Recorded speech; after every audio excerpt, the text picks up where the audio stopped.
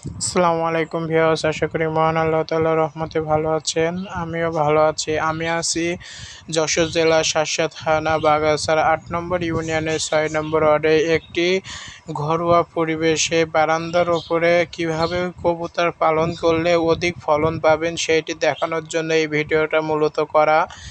আপনারা দেখতে পাচ্ছেন যে এই কবুতরগুলো স্বাস্থ্য শরীর মোটামুটি আল্লাহ তাআলার রহমতে খুবই ভালো।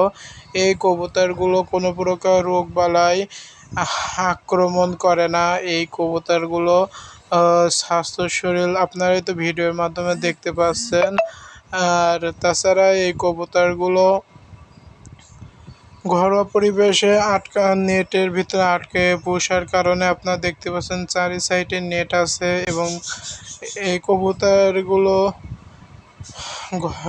আটকায় পোষার কারণে মানুষের প্রতি মায়া মহাব্বতগুলো বাড়ে মূলত। কারণ এই কবুতরগুলো আমি যদি হাত বাড়াই আমার হাতে এসে বসতেছে, কাঁধে এসে বসতেছে, মাথায় এসে বসতেছে। এত মানে কবুতরগুলো মানুষের প্রিয় হয়ে উঠেছে। দেখতে পাচ্ছেন আমি কবুতরগুলোকে এখন খাদ্য দিব। খাদ্য দেওয়ার সাথে সাথে আমি খাদ্য দিচ্ছি, অথচ ওদের কোনো ভয় নেই। ওরা আমার হাতের কাছে এসে আমার হাতেতে কবুতরগুলো খাদ্য খেয়ে চলে যাচ্ছে।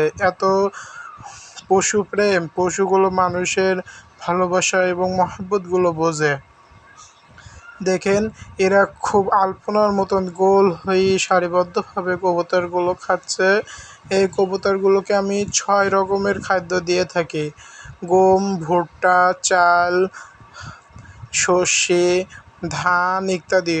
এই কবুতরগুলো আমার হলো যা খায়। তাছাড়া ঘরোয়া পরিবেশে যেহেতু একটু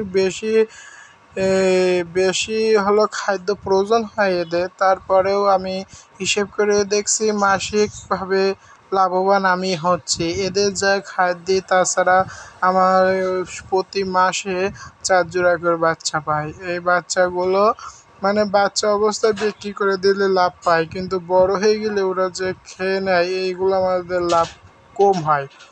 আর তাছাড়া এই কবুতরগুলো ঘরোয়া পরিবেশের জন্য উত্তম একটি কবুতর।